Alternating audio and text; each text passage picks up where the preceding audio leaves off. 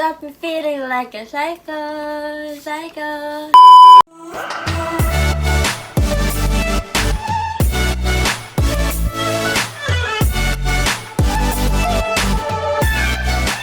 Hey Georges! Welcome to my YouTube channel. This is Jordetta Castano, and for our today's video, titikman namin ng mga kapatid ko yung nabili namin from my friends' businesses. So support local businesses. Okay, so ano gusto yung tikman muna natin? Churros. Bagong luto. Churros. So, ito muna churros from Los Churreros. Thank you for choosing Los Churreros. Premium quality 12 pieces churros. Then yung napili ko is dark chocolate dip.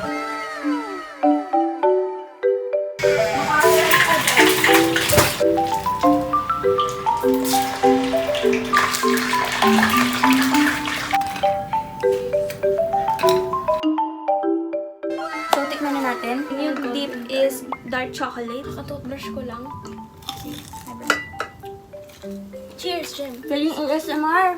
Isis, ang kalat. Kainin mo yun.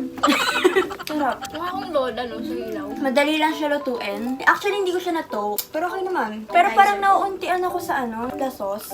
No? Or Ito, sakto lang. Onte. Sakto lang. Onte. Magkano to ulit? 150.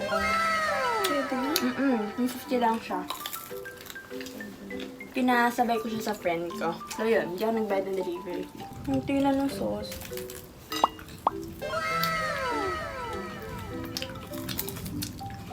Yung sauce niya is, liquidy. Yung nabibili ko kasi minsan sa mall, medyo malapot. Ganun. Ganito siya kalaki. Nabitin ako sa sauce. Oo nga, medyo onti siya. With the Nutella, no? Oo nga.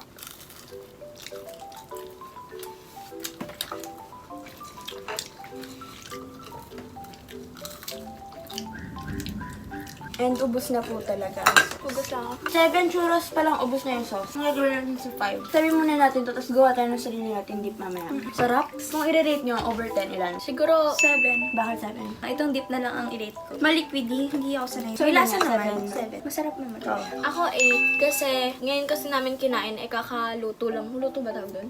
Kakaluto lang. So malutong. Tapos yung chocolate niya okay naman. Swak siya dun sa yun. So 8. Ako, Kulang kasi yung chocolate, so 7. for me, 8. Sa price. Kasi okay naman na yung price sa For the niya. price. Ang bilis nga din lutuin. Onti yung sauce, no? Parang nagtipid din kami para mapagkasya. Kulang talaga. Pero masarap yung taste. Kaya ko nga rin papakinto eh. Pero syempre, pag may chocolate, Masarap na may chocolate. Very accommodating din ng seller. So, I commend that.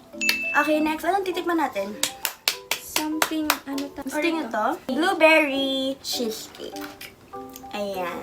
From One Bite PH. So, medyo nagmo-moist pa kasi kakaalis lang namin siya sa refrigerator. Kahapon ko siya nabili pero tiniis ko talaga yung sarili ko na wag kong gagalawin muna hanggat hindi pa kami nagmumukbang. So, ngayon, excited na akong galawin kasi this is my friend's business. Ang Packaging. cute itong packaging. Thank you for your purchase. Ako nagbubukas ng gift. Actually, bumili ako dati ng blueberry cheesecake. Actually, nandun yun sa vlog ko na birthday ni Mama. And sobrang sarap, diba? Yung dalda cake. And then, So, yung blueberry cheesecake natin is bite size. So, ang cute niya tignan and parang Reese's na yung picture cups. tayo, game. Blueberry cheesecake. One bite gagawin mo. Gusto ko pagka matamis, onti-onti lang. Cute niya, no? And 9 pieces siya, guys. Nabili ko siya ng 195. Mismong yung seller yung nagde-deliver. Para siyang Reese's cups. Yung size, hindi pala. Yung Reese's Ito po, mini. yung ganon. itsura niya. Medyo malaki lang to sa Mukha Reese's po mini. siyang araw sa peak. Pero Nakikita yung mga layers. Oo, Hindi ko lang alam may kung ano yung layers ka. Graham. Graham yung nandun sa baba. Tapos yung cake. Ayun, Graham. Tapos yung cake. Tapos And then yung yung blueberry. So, kilala ko yung gumawa nito. Si Nadine, tsaka yung ate niya. And knowing Nadine, she's very meticulous when it comes to things. Malinis siya talaga. So, I believe pag sa food handling, clean yung paggawa. One bite ako. Since one bite, ito. lamig, kakatouchbrush ko lang kasi. Sa chocolate. Ba yan? Kanina pa paulit-ulit na blueberry. Ngayon, ano ba naman to? Dutang kasi ako. Sorry na. Hindi tinipid yung blueberry. Sarap yung blueberry. Harap. Speechless. Parang gusto pang isa. There, go. Actually, meron din silang strawberry. Sarap, no? Ang refreshing sa dila, sa bibig ng blueberry. Dapat pala, bumili na ako ng dalawa, no? Strawberry tsaka blueberry. Sarap ng blueberry. Diba? And don't forget to drink your water. Grade yun ah. Ano, 9. Bakit? Sarap. Aside from that, Yung blueberry niya, tama lang. Hindi na pa sobra, hindi na pa kulang. At saka, first time ko lang kasi makatikim nito. So, syempre, wala akong background about sa lasa niya talaga. Wala naman tayo first time dito eh. I mean, nga, di ko Yung naman blueberry. sinasabi na oo. So, maganda yung first mo. First So, experience. oo, maganda yung first experience ko. So, 9. Tapos maganda yung ano niya, maganda yung... Presentation. Yeah. Ganda, ang cute. Artsy kasi yung Yeah. friend ko na yun, si Nadine. May buo-buong blueberry pa. Ang sarap. 9, kasi parang kaya ko siya ubusin isang box. Same. For me, it's a 10. Ay, hindi. Siguro 9. 9 pala. Kasi, cute yung presentation, yes. Pero I suggest siguro lang, mas maganda if eco-friendly yung mga ganito. Pero when it comes to the product itself, sobrang sarap. Yung blueberry, solid, sobrang...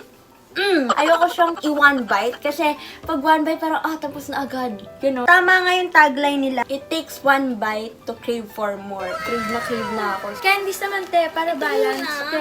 Try naman natin tong Cecil's Goodies. Pala. Actually guys, bawas na siya kasi kahapon ay binuksan na siya. Hindi namin alam, nabibidyohan niya I pala. like this. Yeah. Kasi Ano yung siya? blueberry cheesecake talaga, tinabi ko, sabi ko, walang gagalaw hanggat di tayo nagbumukbang. Very soft and very tasty. Kaya, kaya bili mo? 80. Isang bote. May ganito pa kayo. This is spicy. Spicy siya, pero hindi siya ganun kaanghang. Kasi mataas yung tolerance mo sa manghang.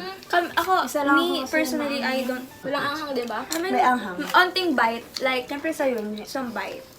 Pwede mo magsama na ng tots. Sige, go. In general, 8. Bakit? 8 kasi taas naman yung 8 ah. Pag bumibili ka sa tindahan, may mga candy na ganito na matigas. Makunat. Matigas din. Eh, ito kasi malambot. Malasa siya. Hindi, syempre. Oh. Pero meron kasi mga candy na hindi ganun kalasa, tapos makunat, matigas. Lagyan ko na kayo ng candy. Ito naman, masarap din siya. Tapos yung lasa niya, mas matamis sa ibang candy tape. Meron akong binibili dati na ganito na hindi masyado malasa or nasanay lang ako. Pero yung amoy niya, parang may pagkagamot yung amoy. Pagkabukas ko nga, medyo iba yung amoy. Pero masarap. Pero masarap. Ang hirap mag-rate kasi parang lahat naman ng to 10 sa akin. Weh, kanina lang 7 yung churros. Kasi kailangan. Personally, Sige, wala. ikaw, Ayoko ano nga? mag-rate. Ano ba talaga? Personally, wala akong rate sa kanila. Basta pagkain. Taste test nga to. I mean, ng lahat mukbang. naman tayo kahit naman i-rate natin kakainin Yung taste natin. lang. Taste lang. Hindi, Taste lang. pati yung products mismo. For 80 pesos, kaya ito isang ganito lang for 80. Parang 7.5. Ah. Ilang gusto ko bilahin yung pieces niya. eh. Kasi di ba piso na sa tindahan. Wait, Maganda yung lalagyanan niya. Tsaka masarap. And 8, yeah. 8 sa akin yung so, Cecil's 8 na din para sa akin. Kasi ang Ay, dami mong pagpipili. Binigaya. Yung binibenta nila, ang Oo, dami. marami Iba-iba. po kasi, iba-iba. Ang daming choices, options. DM So, niyo po. 8 Marami pong options. Friend As niya in. yun, sige. Kasi ito din, 8 na rin po ako sa churros. Kasi ang mura niya nga pala. Ano po, i-DM nyo lang po Pinabi. sa Facebook. Yung... Cecil's Goodies. For real, yummy kutkutins nga Opo. talaga. Easy to carry, di ba? Kasi di ba pag yung binibili mo siya sa tindahan, sa plastic lang siya nakalagay. So, alam mo yun. Personally, hindi lang talaga ako mahilig sa ganitong klase mani. Anong klaseng mani ba gusto mo? Yung nilaga. Ayun, nila. Natatawa siya na. Hala, natatawa si Mama. What if kaya kung mangolekta tayo, bili tayo ng bili sa kanila. Tapos, Anong bili ng bili? Hindi. Actually sa amin tatlo yung lagi nalilibre talaga kami ni Jem. Tapos siya yung may pera sa amin, pero hindi no siya dude, this is nabili. mine. This is mine. Ay, ako. No, this is mine. Ay, This is mine. At mo, hindi mo pa lang inano, grabe sa Jem wala na akong pera. Ikaw, lagi ka kumikita eh. Hindi, sumingin siya, sabi niya, ate, pasabay daw. Siyempre, go naman ako, support. Hindi mo pa nilibre. Ang last natin titikman. Ito ay the sweet point. Or the sweet pointe. I'm not sure kung paano siya i-pronounce. Pero ito yung The sweet packaging. point sa... Yan, may sticker na thank you. Actually yan guys, bigayan sa akin ng friend ko. Kasi ni-recommend ko sa kanya yung shop. Nasabi ko, grabe, ang sarap ng red velvet crinkles nila. Must try talaga. So, nung sinabi ko, bumili siya, binilhan niya rin kami ng 3 ganito kahapon. Pero one day pa lang, yesterday, ubus na agad yung 2 container nito ng So, alam 8 niyo na pieces red velvet crinkles. Yung rating namin, alam niyo na, 11 siya. Ngayon, meron siyang note. Actually, nung una kong bumili sa kanya, iba pa yung lalagyan niya eh. Nonetheless, yung importante naman ay yung nasa. Excited na siya!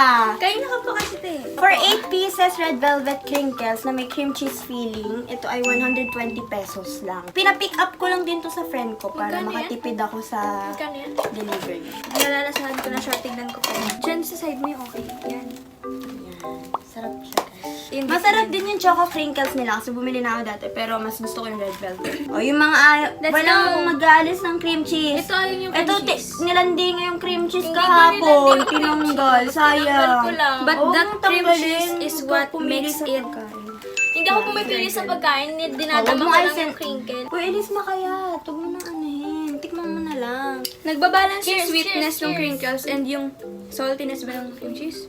Basta may balance sa kanila eh. Paano bala? Pero Iba eh, may maalat, may maasim, tapos meron ding matamis. Pero nangingibabaw yung matamis. Pwede pala tayo mag red sarap. velvet. Hindi, kasi may maasim, may matamis. Ako Ako pala yung maalat. diba ito sinama yan? Sarap. Try 10 niyo out po of 10. tikman para kayo na po. 10 out of 10. Well, pero ayaw mo ng cheese. Nag-start ko na ngayon. 9/10. Yes, masarap siya and all. Packaging. As in, sobra talagang sarap niya. Pero kasi yung packaging sana. Although cute naman siya, pero you know, we have to be saving our planet in the smallest way possible na kaya natin. So, Pwede sa siguro tissue. reducing plastic waste is one of the most efficient way to help reduce yung problem natin when it Sarap comes po. to environment. Hindi tinipid yung crinkles. Mm-mm. Ang Mataba. laki niya. Malaman talaga. Mamaya, ngayong gabi, ubus na lahat ng churros, ubus na lahat ng blueberry cheesecake, at yung crinkles. Kaya't ni Elise kumain. Yung mga confectioner sugar, oh. These red velvet crinkles got me feeling like a psycho, psycho, na na na na na na na. Ang sarap. What is this? This red velvet got me feeling like a psycho. Blueberry cheesecake. Kala ko ice cream. Kantayin ko This sana. red velvet got me feeling cheesecake. This red velvet got me feeling like a psycho. Psycho. Sarap. Alam mo yung gusto mo silang kainin lahat, pero Ano? nalulungkot ko rin kasi pag naubos na sila, oh my gosh, ubos na. Ubus eh. Ito nga ang kunin mo ka, makanila ka pa. Stop yung psycho? Ayun, joke lang. Sige na. Kala ko ba? Hindi ko kabisado. Sino yun ah? Excuse me, tinabi na ni Jem yung red velvet. So, yun guys, ang ating short video for today. Yan. So, mini vlog lang siya. Kasi, wala, gusto ko lang ipakita yung businesses ng friends ko. So, I could, Try it out. Everything. I could somehow If you want. support them through this. And you might wanna try it too. So, papakita ko yung mga logo nila dyan. And then, yung links sa shop nila sa description box. And then yun po, I hope you enjoyed the video. If you do, please give me a thumbs up. And if you have not yet subscribed to my channel, please do so. And turn on the notification bell para updated po kayo sa mga susunod kong video. Once again, thank you, stay safe, and George as always.